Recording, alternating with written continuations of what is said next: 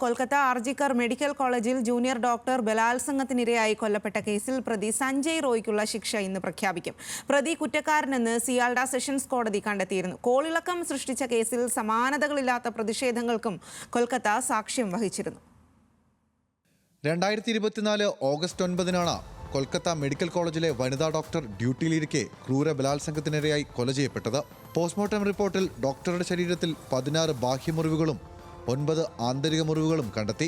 ഡോക്ടറുടേത് ആത്മഹത്യയാണെന്ന് ആശുപത്രി അധികൃതർ തുടക്കത്തിൽ പറഞ്ഞെങ്കിലും പിന്നീട് കൊലപാതകമാണെന്ന് തിരുത്തി.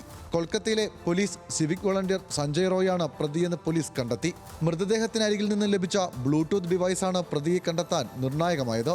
വനിതാ ഡോക്ടർ മരിച്ചു കിടന്ന സ്ഥലത്ത് പ്രതിയുടെ സാന്നിധ്യം സ്ഥിരീകരിക്കുന്ന നിർണായക CCTV ദൃശ്യങ്ങളും പോലീസിന് ലഭിച്ചു.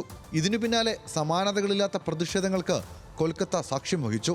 ഡോക്ടർമാരും മെഡിക്കൽ വിദ്യാർത്ഥികളും നടത്തിയ രാജ്യവ്യാപക പ്രതിഷേധം ആശുപത്രി പ്രവർത്തനങ്ങളും തെരുവുകളെയും സ്തംഭിപ്പിച്ചു.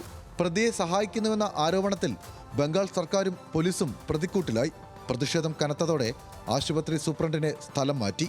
പ്രിൻസിപ്പൽ സന്ദീപ് ഘോഷും സ്ഥാനമൊഴിഞ്ഞു. അഴിമതി കേസിൽ ഉൾപ്പെടെ സന്ദീപ് ഘോഷ് അറസ്റ്റിലായി. സംസ്ഥാന പോലീസും പിന്നീട് CBI ഏറ്റെടുത്ത് അന്വേഷിച്ച കേസിൽ പ്രതി ഒറ്റയ്ക്കാണ് ക്രൂരകൃത്യം നടത്തിയതെന്ന് കണ്ടെത്തിയിരുന്നു. കേസിൽ 128 പേരാണ് സാക്ഷികൾ. സിയാൽഡ കോടതി പ്രതി കുറ്റക്കാരനെന്ന് കഴിഞ്ഞ ദിവസം പ്രഖ്യാപിച്ചിരുന്നു.